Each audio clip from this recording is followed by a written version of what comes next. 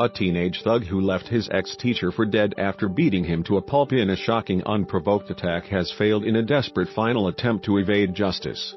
When he was just 17 years old, Lucas Micoliunas hit Christian Dawson in the face after ambushing him shortly after 2 a.m. outside the Jet Garage in Princes Avenue, Hull. On March 18, 2017, the 40-year-old teacher was left blood-soaked on the pavement after being punched several times in the head. He was concussed, blinded for 24 hours and suffered horrific facial injuries which a surgeon likened to crushed cornflakes. Micoliunas denied any involvement in the attack but was convicted of grievous bodily harm (GBH) in August 2017 following a one-day trial at Hull Youth Court. However, almost a year after the attack, Micoliunas returned to Hull Crown Court to appeal against his conviction. The teenager claimed a case of mistaken identity with his defense lawyer, Stephen Robinson.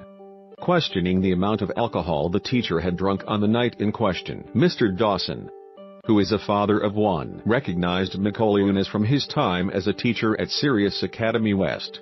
Had 5 pints and 1 Jack Daniels and Coke during a night out with friends.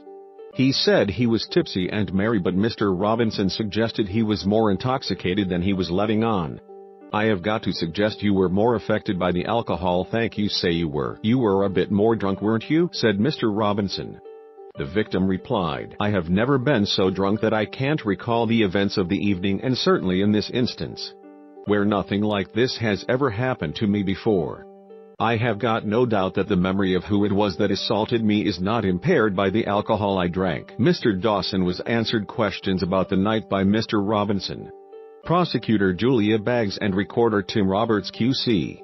Mr. Robinson took aim at the accuracy of Mr. Dawson's first statement given to the police when he was still in hospital just a day after the attack. He described it as pretty inaccurate, and Mr. Dawson admitted that he did make mistakes because he was under the effect of painkillers and was still confused from the concussion he had suffered at the hands of his attacker in a final attempt to distance Micoliunas from the attack. Mr. Robinson claimed Mr. Dawson had tried to pin the blame on the teenager after being shown a picture of Micoliunas by a former colleague.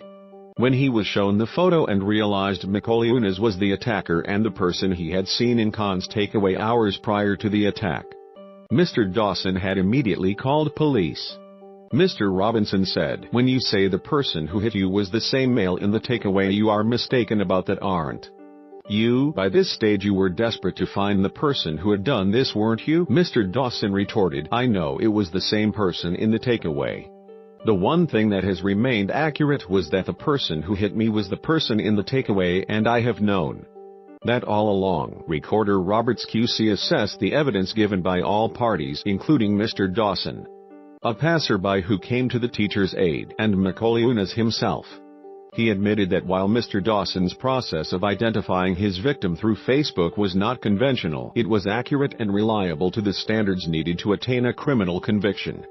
This meant Micoliunas' appeal against his conviction was not upheld. Throughout his ordeal, Mr. Dawson, who now teaches at Sirius Academy North in Orchard Park, has pleaded with his victim to show remorse. 4 months after the attack, he admitted he was still haunted by the terrifying encounter which left his young daughter too scared to look at him because of the extent of his injuries.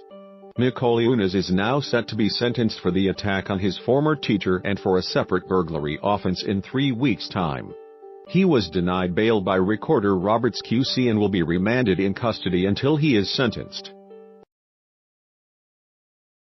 Tell me where the freak's at.